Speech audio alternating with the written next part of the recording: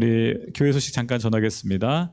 네, 우리 정말 코로나 시대의 일상이 이렇게 되는 것 같습니다. 그래서 많은 분들이 어려움을 겪고 있고 또 특별히 선교사님들도 지금 철수하셔서 어려운 가운데 있습니다. 교회적으로 공감 소비 운동을 통해서 또 돕고 있는데요. 저희 M센터도 약 40여 명의 이주민들과 또 25개 이주민 교회들을 이번에 후원하게 되었습니다. 너무 감사하고요. 지속적으로 저희가 돕고 서로 격려해서 이 고난을 이길 수 있도록 또 여러분도 같이 기도해 주시고 관심 가져주시기를 부탁드립니다. 우리 차세대 예배는 우리 아이들 교육부에서 아이들 학교를 오픈하는 현장 수업이 시작되는 그 시점으로부터 2주 후에 저희가 차세대 예배를 시작하려고 합니다. 그래서 온라인 예배가 좀 길어져서 아이들이 힘들어하기도 하는데요. 이렇게 부모님들 많이 격려해 주셔서 아이들과 주일날 꼭 예배 드릴 수 있도록 또 가정에서 가정 예배 드릴 수 있도록 많이 격려해 주시기를 부탁드리겠습니다. 우리 코로나가 진정되기 전까지는 우리 MM센터 식사와 의료는 좀 어려운 상황입니다. 5월도 지금 안 되지만 6월도 지금으로서는 좀 약속하기가 어려운, 재개하기가 지금 쉽지 않은 상황인 것 같습니다. 많이 기도해 주시고 하루빨리 우리가 이것을 이길 수 있도록 하나님의 은혜가 필요한 것 같습니다. 오늘 하나님의 말씀 같이 볼 텐데요. 시편 34편 1절에서 10절의 말씀입니다. 시편 34편 1절에서 10절 한 절씩 교독하도록 하겠습니다. 내가 항상 여호와를 찬양하겠습니다. 내 입에서 그분을 찬양하는 것이 끊이지 않을 것입니다. 내 영혼이 여호와를 찬양할 것이니 겸손한 사람들이 듣고 기뻐할 것입니다. 오 나와 함께 여호와께 영광을 돌립시다. 우리 함께 그분의 이름을 높입시다. 내가 여호와를 찾으니 그분이 내게 응답하셨고 내 모든 두려움에서 나를 건져내셨습니다. 주를 바라보는 사람들은 밝게 빛났고 그 얼굴이 결코 수치로 얼룩지지 않았습니다. 이 불쌍한 사람이 부르시니 여호와께서 들으시고 그 모든 외로움에서 구원하셨습니다. 여호와의 천사가 주를 경외하는 사람들을 둘러서 지를 치고 구원하십니다. 성도들이여 여호와의 선하심을 맛보고 깨달으십시오. 주를 믿는 사람은 누구 있습니까? 오 성도들이여 여호와를 경외하십시오. 여호와를 경외하는 사람들은 부족한 게 없을 것입니다.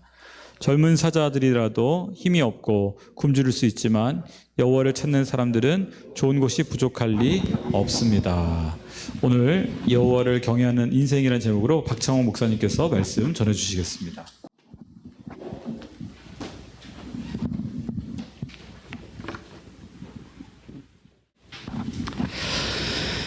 할렐루야, 반갑습니다. 우리 이 설교하는 이 자리가 정말 두렵고 떨리는 그런 자리인 것 같습니다. 이게 쓸 때마다 정말 너무 마음이 떨리고 두렵고 그런 마음이 있습니다. 그러나 이 설교하는 자에게 주시는 또 하나의 은혜는 다른 사람들은 모르지만 제가 이 설교를 통해서 도전을 받고 은혜를 받는다는 그 사실이 또 저에게 큰 위로가 됩니다. 이 시간 우리 시편 말씀을 통해서 오늘 우리에게 주시는 그 하나님의 말씀을 듣고 깨닫는 귀한 시간이 되기를 간절히 바랍니다. 제가 작년 봄에 우리 오썸 장기 선교사 훈련을 받았죠. 총 16주간의 그 훈련으로 진행이 되는데 두 번째 주간에 그 받는 훈련이 바로 그 라이프 매핑이라는 훈련이거든요. 이 라이프 매핑은 해보신 분들은 알겠지만 제가 태어나서부터 지금까지의 삶을 그래프로 그려보는 것입니다. 그래서 제 인생의 가장 낮은 지점, 내 인생에서 기억하기 싫은 그러한 바닥을 쳤던 그러한 지점들, 혹은 내 인생에서 정말 가장 행복하고 성공적이라고 생각하는 그러한 지점들, 이 지점들을 점으로 찍으면서 나중에 이 점들을 이어서 하나의 그래프를 만드는 것이죠. 일주일 동안 우리 함께 훈련받는 훈련생들과 함께 이 라이프 매핑을 나누는 그러한 시간을 가졌는데 이 시간을 통해서 정말 내 인생을 한번 다시 평가해보고 내 인생의 모든 순간순간에 함께 하셨던 그 하나님의 역사들, 그리고 정말 울고 싶고 지우고 싶었던 그러한 기억들, 또 누군가를 잃어버렸던 그 아픔의 기억들, 혹은 정말 너무 기쁘고 즐거웠던 그 시간들을 함께 나누면서 정말 얼마나 기쁘고 즐거운 시간, 그 한 주간의 시간을 보냈는지 모릅니다. 제가 이 라이프 매핑을 하면서 한 가지 느꼈던 사실은 모든 인생에 굴곡이 없는 인생이 없구나. 저는 저의 인생만 이렇게 삐뚤삐뚤 정말 들쑥날쑥한 줄 알았더니 한 명 한 명 그 라이프 매핑을 발표하는 사람들의 인생이 정말 비슷하더라고요.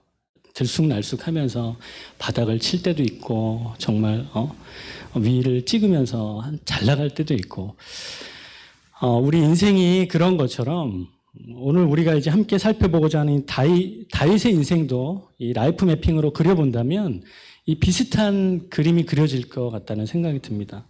이 다윗은 이스라엘의 정말 존경받는 그러한 훌륭한 왕이었죠.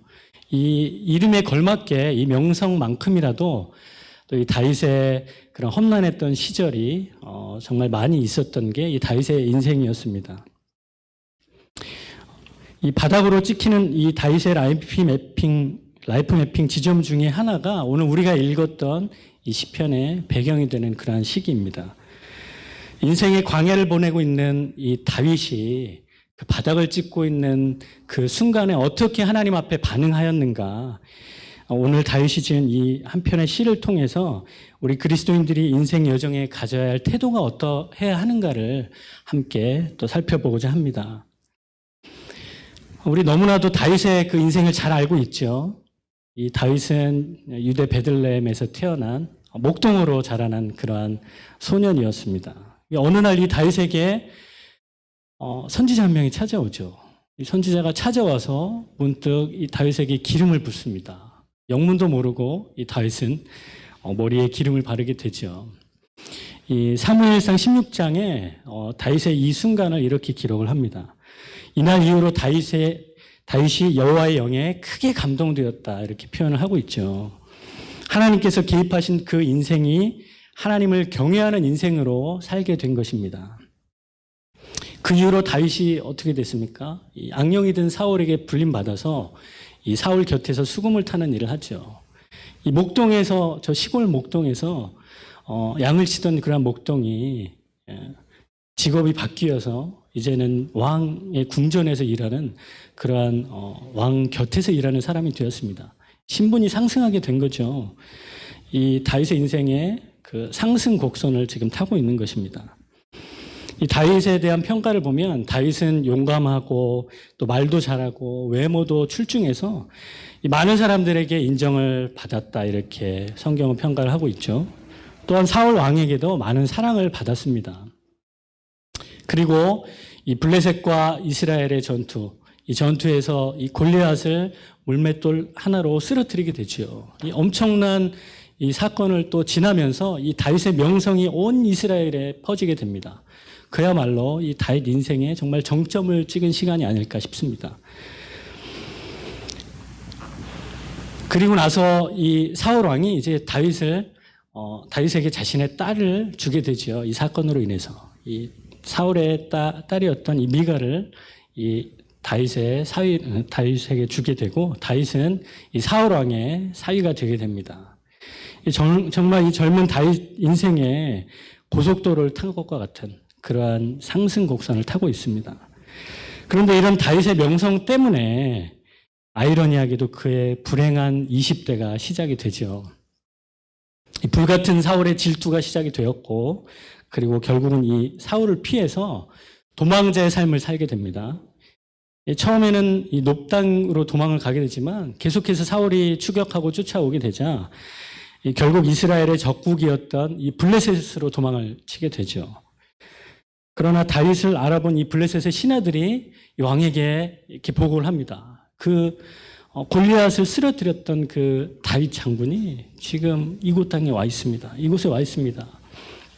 그리고 이 아기스 왕을 만나게 된 다윗은 자신의 정체가 탄로나고 당장 죽을지도 모르는 그런 상황 가운데서 굉장히 두려움에 떨게 되었죠.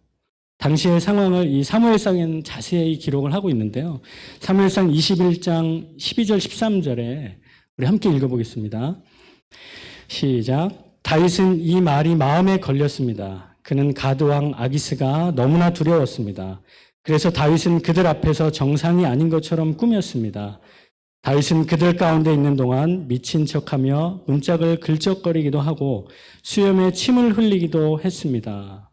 얼마나 죽음의 공포가 두려웠으면 자기가 정말 지금 죽을지도 모른다는 그 상황에 이 다윗이 미친 척을 한 것이죠.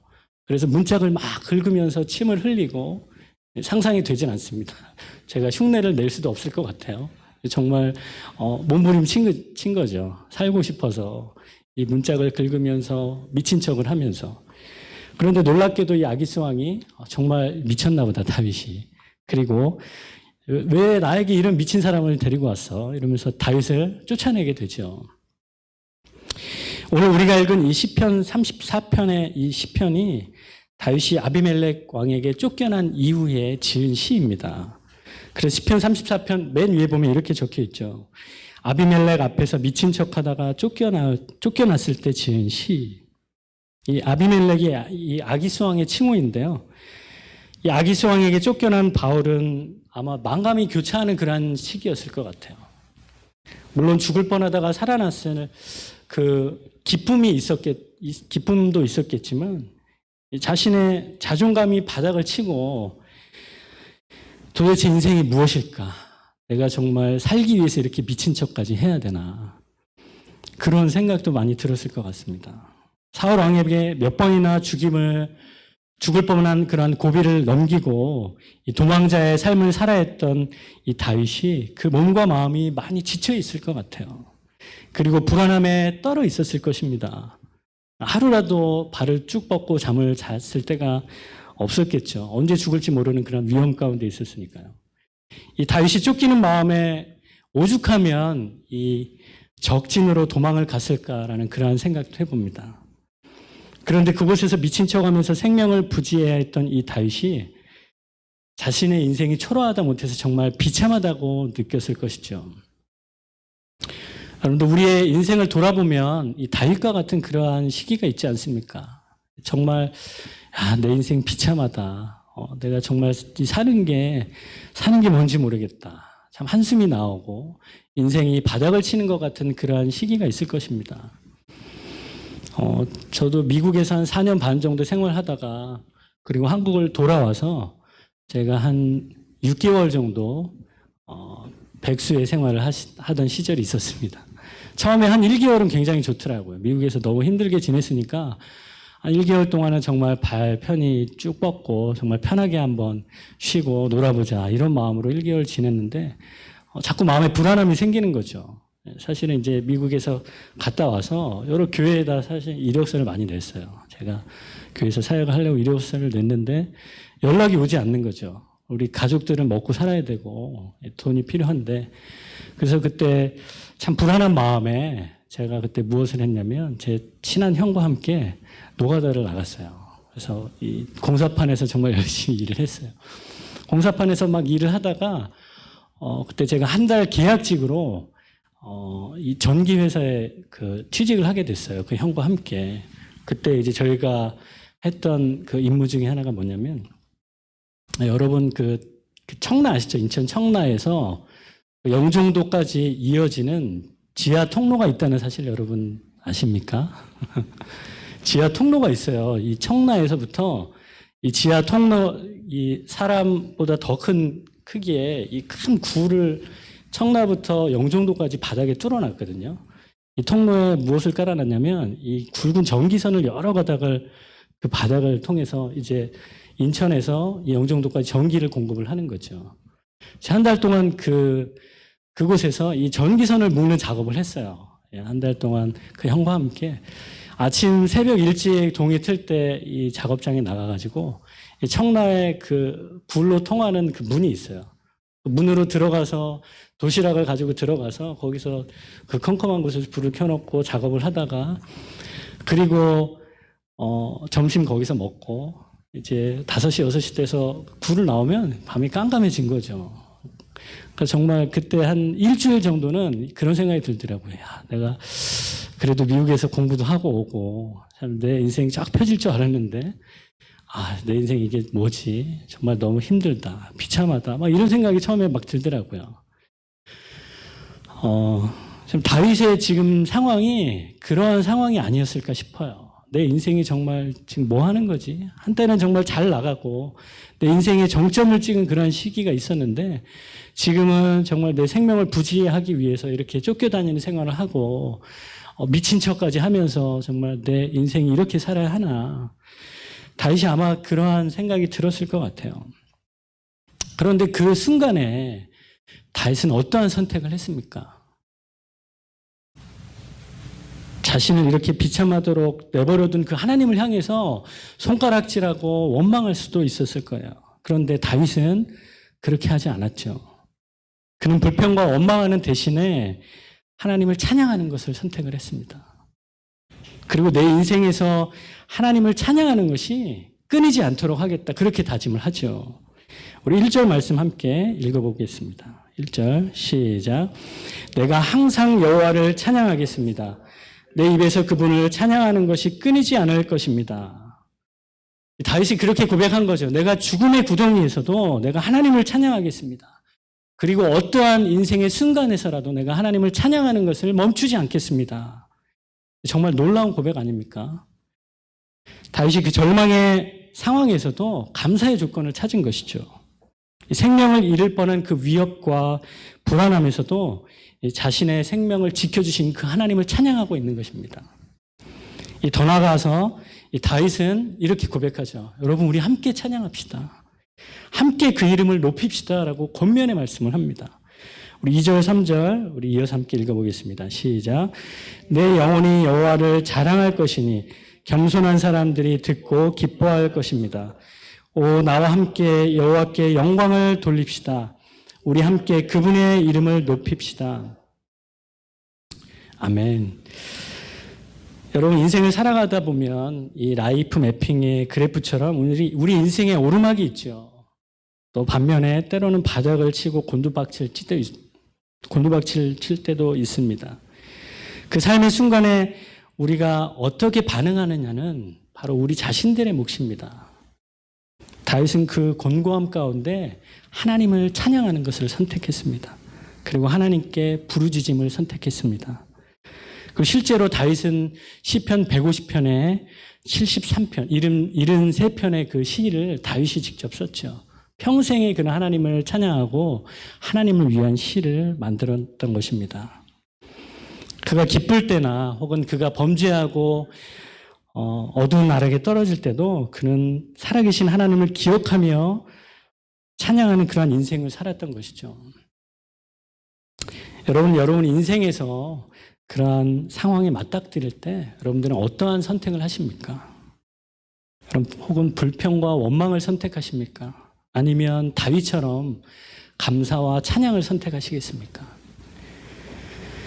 여러분, 우리 모든 인생에 하나님을 찬양하는 그러한 축복된 인생들이 다 되시기를 간절히 축원합니다. 하나님께 감사하는 인생이 되십시오. 우리가 어떤 환경에 처하든지 언제나 동일하신 그 하나님을 일평생 찬양할 수 있는 저와 여러분들의 삶이 다 되기를 간절히 축원합니다. 우리 계속해서 6절 말씀을 함께 읽어보겠습니다. 6절 시작. 이 불쌍한 사람이 부르짖으니 여호와께서 들으시고 그 모든 괴로움에서 구원하셨습니다. 우리가 다윗의 삶을 통해서 기억해야 될 첫 번째는 무엇이냐면 다윗은 곤고한 날에 하나님을 찾았다는 사실입니다. 다윗은 곤고한 가운데서 하나님을 찾았습니다. 우리가 어떤 두려움과 곤고한 가운데 처할지라도 살아계신 하나님께 부르짖으면 하나님께서 환난과 어두움에서 우리를 구원하시고 건져낼 것이라는 사실입니다. 우리의 인생이 마치 끝이 보이지 않는 그러한 터널을 지날 때 우리에게 소망이 있는 것은 바로 하나님께서 부르짖는 자의 소리를 듣고 계신다는 사실입니다. 우리를 늘 지켜보고 계실 뿐만 아니라 우리 앞서서 우리 앞에서 우리 인생을 끌어주고 계신다는 사실을 우리는 믿어야 할 것입니다. 이스라엘 백성들이 40년 동안 광야 생활을 했죠. 그리고 드디어 약속의 땅 가나안에 첫 발을 내디뎠습니다. 지칠 대로 지쳐있던 이 이스라엘 백성들이 그들의 목적지 가나안에 도착했는데 그들 앞에 서 있던 것은 정말 활짝 열린 가나안의 문이 아니었습니다. 반대로 그들 앞에 기다리고 있었던 것은 이 굳게 닫힌 거대한 성 여리고성이었죠. 이 도저히 넘을 수 없을 것 같았고 정말 무너지지 않을 것 같은 그 여리고성, 그 견고한 성 앞에서 이스라엘 백성들은 좌절감이 밀려왔을 것입니다. 이제 다 끝났구나. 우리가 40년 동안 저 광야에서 정말 힘들게 생활했는데 이제 우리의 고생이 다 끝났다고 생각한 이곳에 정말 넘을 수 없는 성벽이 서 있구나. 이 어마어마한 문제 앞에서 도저히 해결할 해결점이 보이지 않는 것입니다. 그런데 이스라엘을 이끌고 있는 이 여호수 앞에 놀랍게도 서 있는 한 사람을 발견하게 됩니다. 이 사람이 손에 칼을 빼들고 이 여호수 앞에 서 있는 것이에요. 여호수아가 이 사람에게 다가가서 물었습니다. 당신은 우리 편입니까? 아니면 적군의 편입니까? 그리고 그 사람이 이렇게 얘기를 하는 것입니다.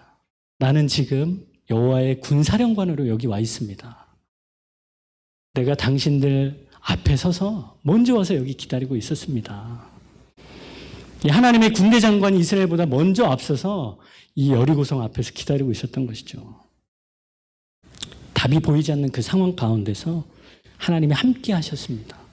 하나님이 먼저 가셨고 먼저 그곳에서 기다리고 계셨습니다. 마치 오늘 시편 34편 7절에 이 다윗이 고백한 것과 같은 그러한 똑같은 상황이었습니다. 우리 7절 말씀 함께 읽어보겠습니다. 시작. 여호와의 천사가 주를 경외하는 사람들을 둘러서 진을 치고 구원하십니다. 이 너무 거대해서 도저히 넘을 수 없을 것 같은 그곳에 여호와의 천사가 주를 경외하는 사람들을 둘러서 진을 치고 있었던 것입니다. 얼마나 힘이 되는 말씀입니까? 무너지지 않을 것 같은 여리고성 앞에 하나님의 군대가 진을 치고 있었고 그리고 하나님의 군대가 결국엔 그 성을 무너뜨렸습니다.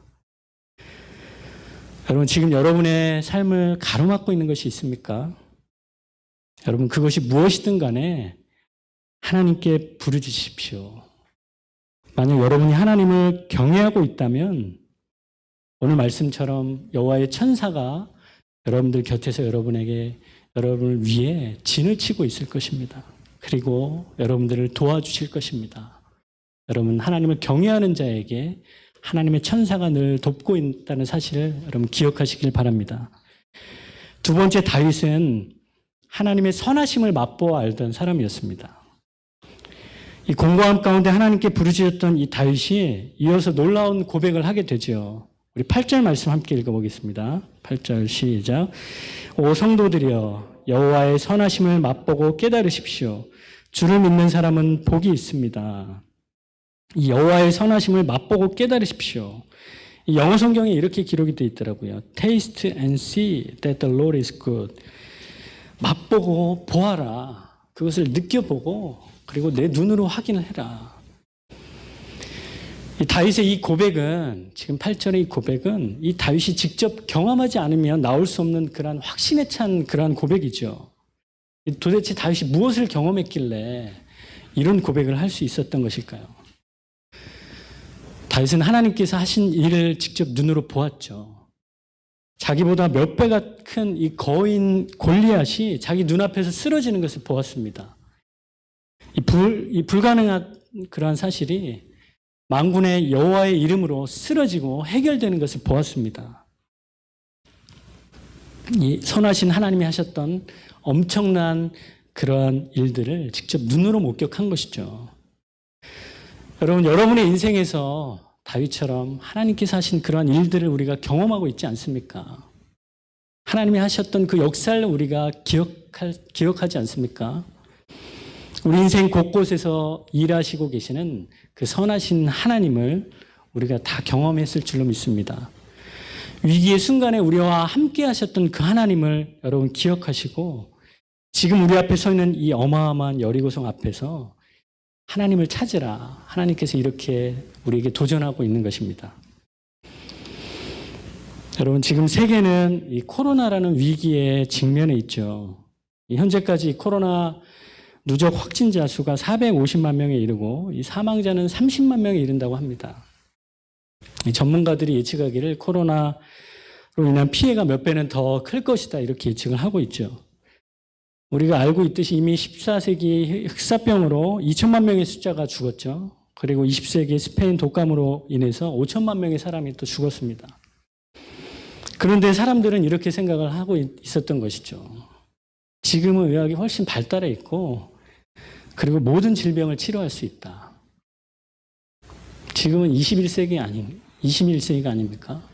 우리가 모든 것을 할 수 있다고 여기던 그때 그 누구도 예측하지 못했던 바이러스가 우리 인간들을 이렇게 쓰러뜨리고 있는 것이죠. 그래서 사람들은 더 큰 충격을 받고 있는 것 같습니다. 우리는 이번 코로나로 인하여서 인간의 연약함을 다시 한번 확인했습니다. 우리가 아무리 뛰어나다 할지라도 우리의 과학과 우리의 의술이 아무리 뛰어나다 할지라도 인간은 연약한 존재라는 사실이죠. 그러면 지금 우리 그리스도인들은 무엇을 해야 합니까? 우리는 다시금 선하신 하나님을 기대하면서 기도해야 할 때인 것을 믿습니다. 이 절망의 때 우리는 시편의 말씀을 더 주목해 보아야 합니다. 모두가 위기라고 말하는 지금 이때 하나님의 선하심을 맛보고 깨달을 때입니다. 우리 만나서 예배드리기 어려운 이 시기에 우리는 혼자 있는 골방에서 더 깊이 하나님을 만나야 합니다. 그리고 하나님께 부르짖어야 합니다. 그리고 하나님의 선하심을 맛보고 기대할 수 있는 그런 기회가 되기를 간절히 축원합니다. 세 번째로 이 다윗은 하나님을 경외하는 사람이었습니다. 많은 사람들이 다윗을 참 좋아하는데요. 이 다윗을 좋아하는 그런 이유가 있습니다. 저도 다윗을 참 좋아하는데 이 다윗은 우리처럼 고난도 참 많이 당했죠. 그리고 돌이킬 수 없는 실수도 저지른 사람이고 심지어는 강간과 살인까지 저질렀던 너무나 연약한 인간이었던 사실 때문에 많은 사람들이 다윗을 좋아하죠. 그러나 이 다윗의 라이프 매핑에서 관통하고 있는 한 가지 특징이 있다면, 그의 삶을 통틀어서 볼 수 있는 한 가지 특징이 있다면 그것은 바로 그 인생 전반에 흐르고 있는 하나님을 향한 경외함입니다. 바울은 사도행전 13장에 다윗에 대해 이렇게 회고를 하죠. 사도행전 13장 22절 말씀 함께 읽어보겠습니다. 시작. 내가 이새의 아들 다윗을 보니 내 마음에 꼭 맞는 사람임을 알았다. 내가 바라는 모든 것을 그가 이룰 것이다 라고 하셨습니다. 하나님을 늘 의식하고 그분을 두려움으로 경외하였던 이 다윗을 보면서 내 마음에 꼭 맞다. 그리고 내가 바라는 모든 것을 이룰 사람이 바로 다윗이다. 이렇게 성경은 평가를 하고 있습니다. 여러분, 이 사도 바울이 기록한 이 기록을 보면서 이런 생각이 들지 않습니까? 내가 정말 이 다윗과 같은 사람이 되고 싶다. 이 사도 바울이 기록한 이 주인공이 내가 되고 싶다. 여러분, 하나님이 기대하시는 그러한 사람이 우리가 되어야 하지 않겠습니까? 열왕기상 15장 5절에도 또 이렇게 평가를 하고 있죠. 함께 읽어보겠습니다. 시작. 다윗이 여호와의 눈앞에서 정직하게 행동했고 햇사람 우리아의 경우 말고는 평생 동안 여호와의 명령을 지키지 않은 것이 하나도 없었기 때문입니다. 비록 죄를 짓고 실수하였던 다윗이지만 이 성경이 평가하기를 일평생 여호와의 눈앞에 정직하게 행동했다. 다윗은 늘 코란도의 마음으로 살았죠. 하나님 앞에서, 내가 하나님 앞에 서 있다. 이런 마음을 가지고 행동했던 그런 사람이었습니다. 우리가 무엇을 하든지 혹은 누구를 만나든지 우리가 어디에 있든지 우리는 하나님 앞에서 해야 합니다. 하나님의 눈앞에서 정직하게 행동했던 그 다윗이 오늘 우리에게 똑같이 권면하고 있죠. 9절 말씀 함께 또 읽어보겠습니다. 오늘 본문 9절 시작. 오 성도들이여 여호와를 경외하십시오. 여호와를 경외하는 사람들은 부족할 게 없을 것입니다. 여러분, 여호와를 경외하십시오. 여호와를 경외하는 그 사람에게 하나님께서 채우실 것입니다. 여러분, 경외한다는 것은 한자로 보면 공경할 경, 그리고 두려워할 외자를 쓰고 있죠. 이 공경하면서도 두려워하는 마음을 함께 갖는 것입니다. 제가 이 경외라는 단어를 백과사전에서 찾아보니까 굉장히 설명이 잘 되어 있더라고요. 이렇게 설명을 합니다. 인간의 능력이나 지각으로 모두 이해하거나 알 수 없는 대상을 마주했을 때, 또는 매우 충격적이고 압도적인 현상이나 대상을 목도했을 때 느끼는 두려움과 존경을 의미한다. 그렇습니다. 우리가 믿는 하나님이 이런 분이 아닙니까? 우리는 그 하나님을 우리의 지각이나 능력으로 다 이해할 수가 없습니다. 온 우주를 만드시고 통치하고 계시는 그 전능하신 하나님 앞에서 우리는 그분의 위험하심 앞에 두려워하고 존경할 수밖에 없는 것이죠. 하나님으로부터 창조된 이 세상의 모든 피조물들은 하나님을 경외해야 합니다.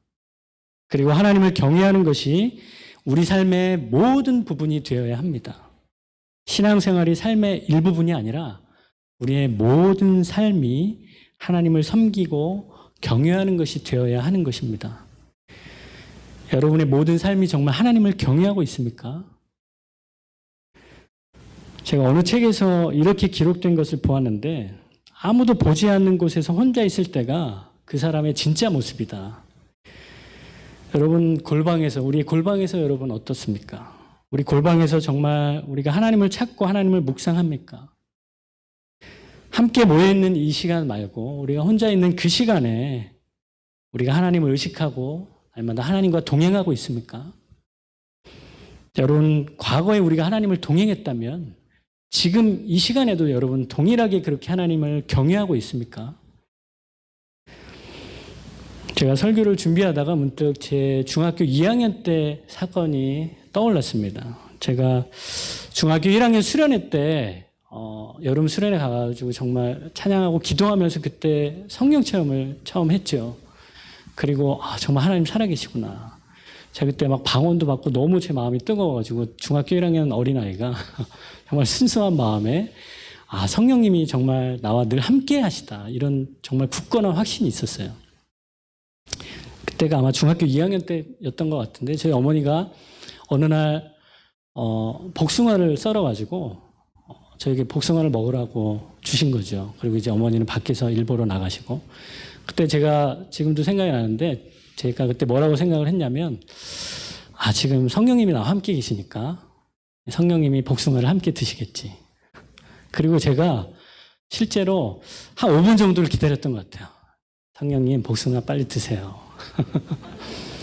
그런데 5분이 지나도 복숭아 그대로 있는 거예요. 그래서 제가 복숭아를 그때 그냥 먹으면서 뭐라고 생각했냐면 성령님이 복숭아를 별로 안 좋아하시나 보다. 제가 그렇게 생각을 했던 것 같아요. 그 당시에 제 늘 기도 제목 1순위가 뭐였냐면 하나님 중심의 삶. 제가 늘 누군가 기도 제목을 물어보면 제가 늘 하나님 중심의 삶을 살고 싶습니다. 그게 제 첫 번째 기도 제목이었거든요. 그런데 참 안타깝게도 제가 지금 수십 년을 또 그 이후에 살아오면서 제 기도의 제목이 바뀌더라고요. 그리고 제 기도 제목 1순위였던 하나님 중심의 삶이 어느 순간에부턴가 그 우선순위에서 밀려나 있는 것을 제가 발견을 했습니다. 제가 많이 회개를 했죠. 그리고 정말 내가 하나님 중심으로 다시 살겠습니다. 그렇게 다짐을 했습니다. 여러분 지금 여러분들 하나님 중심으로 살고 있습니까? 정말 내가 하나님을 경외하며 사는 그러한 삶을 살고 있습니까?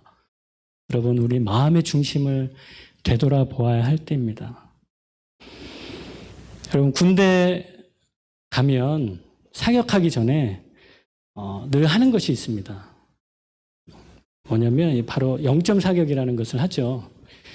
실제로 사격하기 전에 이 총이 나에게 꼭 맞는 것인지 그리고 이제 미세하게 총을 몇 발을 쏘면서 이 총을 조절을 합니다. 이게 바로 영점 조준이라고 하는데요. 한 발 쏘고 또 조준을 하고 또 한 발 쏘고 조준을 하면서 이 총을 나의 몸에 맞추는 것이죠. 그러면서 점점 그 목표에 접근해 가는 것입니다. 여러분 하나님을 향한 그 경외함의 마음이 흐트러져 있다면 여러분 지금 여러분 시야에서 하나님이 보이지 않는다면 여러분 지금 모든 것을 멈추고 여러분 하나님을 바라보십시오. 이 폴 트립이라는 목사님이 책을 하나 쓰셨는데 그 제목이 이렇습니다. 경외, 뒤틀린 삶을 바로잡는 힘. 이 책의 제목대로 그 내용이 그렇습니다. 우리 인간이 하나님이 지으신 목적에 맞게 살기 위해서는 반드시 우리 자신의 경외함을 돌아보아야 한다. 그런 내용인데 여러분 우리 삶에 정말 하나님을 경외하는 마음이 있는지 다시 한번 우리 자신을 돌아봅시다. 아까 성경 사도행전에 기록된 것처럼 내가 이새의 아들 다윗을 보니, 내가 창홍이를 보니 내 마음에 꼭 맞는 사람임을 알았다. 내가 바라는 그 모든 것을 창홍이가 이룰 것이다. 여러분, 그 이름에 여러분의 이름이 들어가기를 간절히 소원합니다. 여러분의 인생이 정말 하나님 원하시는 그런 인생이 되기를 소원합니다. 정말 여러분 그런 인생이 되기 위해서는 내가 정말 지금 하나님을 경외하고 있는가, 여러분 자신을 돌아보아야 합니다. 아까 우리 함께 찬양하면서 정말 큰 도전이 되었는데요. 이 찬양이죠. 날이 저물어 갈 때, 빈들에서 걸을 때, 그때가 하나님의 때, 우리의 인생의 내리막을 걷고 있을 그때가 정말 우리가 다시 한번 하나님을 바라보고 하나님을 찾을 때입니다. 내 힘으로 안 될 때, 빈손으로 걸을 때, 내가 고백해 여호와 이래. 그때 비로소 주님께서 일하시죠. 주가 일하시네, 주가 일하시네. 주께 아끼지 않는 자에게 주가 일하시네, 주가 일하시네. 신뢰하며 걷는 자에게.